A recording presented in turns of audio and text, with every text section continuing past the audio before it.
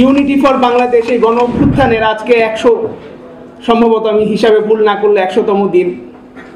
যে বিরাট ত্যাগ তিতিক্ষা এবং মানুষের সীমাহীন স্যাক্রিফাইসের মধ্য দিয়ে আমরা যেই নতুন একটা পরিস্থিতিতে এসে দাঁড়িয়েছি, এই পরিস্থিতিতে আমাদের মনে হয়েছে যে মানুষ যখন একত্রিত হইতে পারে তখনই মানুষের আকাঙ্ক্ষা, মানুষের লক্ষ্য সেটা বাস্তবায়নের সম্ভাবনা তৈরি হয়। তা আমরা একত্রিত হইতে পারি কিনা। পানি হচ্ছে এমন একটা ব্যাপার, সমস্ত ইফ বাট ইত্যাদি ধরনের যে বিতর্ক, সেই সমস্ত বিতর্কের বাইরে এটা একটা এমন ব্যাপার যে এটা ন্যায্যতা নিয়ে নতুন করে প্রতিষ্ঠা করার কিছু নাই, নতুন করে যুক্তি দেওয়ার কিছু নাই। আমাদের যে অভিন্ন নদীগুলো আছে সেই নদীর পানির হিস্সা, ন্যায্য হিস্সার প্রশ্নটা এটা নতুন করে আপনার হচ্ছে যে হলো জাস্টিফাইড করার কিছু না, এরকম একটা ব্যাপার। আরেকটা যেটা ব্যাপার সেটা হচ্ছে পানিটা আসলে আমাদের রাজনীতির সবচেয়ে ঘনিষ্ঠ, রাজনীতির সবচেয়ে নিকটতম একটা ইস্যু। আমরা ওই জায়গাটাতেই আজকের এই আলোচনাটা কনসেন্ট্রেট করতে চাই।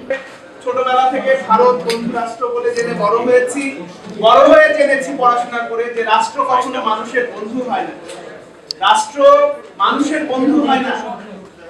রাষ্ট্রের সাথে মানুষের সম্পর্ক হচ্ছে দ্বান্দ্বিক সম্পর্ক। এই বাস্তবতাটা আমাদের মাথায় রেখে যেটা করা দরকার, মানুষের বন্ধু হয় মানুষ, কাজেই মানুষের হাত ধরে মানুষকে আগাতে হয়, মানুষকে নিজেকে রক্ষা করতে হয় আরেকজন মানুষের হাত ধরে।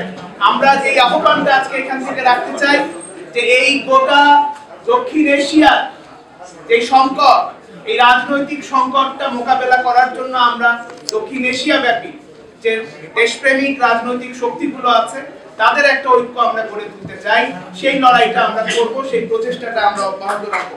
বন্ধুগণ, আমরা সুনির্দিষ্টভাবে বর্তমান সরকার যাতে আন্তর্জাতিক যে কনভেনশন, পানি প্রবাহ কনভেনশন, সেটাতে যাতে অনুস্বাক্ষর করে, ইমিডিয়েটলি করে, এবং এটা শুধু ভারত বাংলাদেশের যৌথ দ্বিপাক্ষিক ব্যাপার না হয়ে এটা যাতে একটা আন্তর্জাতিক বিষয় হয়, সেটার জন্য বর্তমান সরকারকে আমরা চাপ দিতে চাই। এই সরকারের প্রতি আমরা হচ্ছে শুধু আহ্বান রাখতে চাই না, আমরা তার প্রতি একটা চাপ তৈরি করতে চাই যে আপনাকে এই পদক্ষেপ নিতে হবে। সেই সাথে অভিন্ন নদীর পানির ন্যায্য হিস্সা, একটা নদী সেটা খুন হয়ে গেছে, নদী মারা যায় কিন্তু এটা হত্যাকাণ্ড।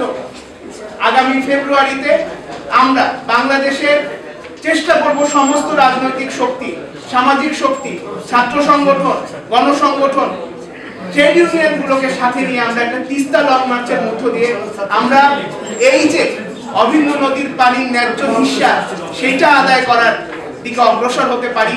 সেই লড়াইটা আমরা করব। এই ঘোষণাটা আজকে দিয়ে আপনাদের সকলের প্রতি কৃতজ্ঞতা, ধন্যবাদ জানিয়ে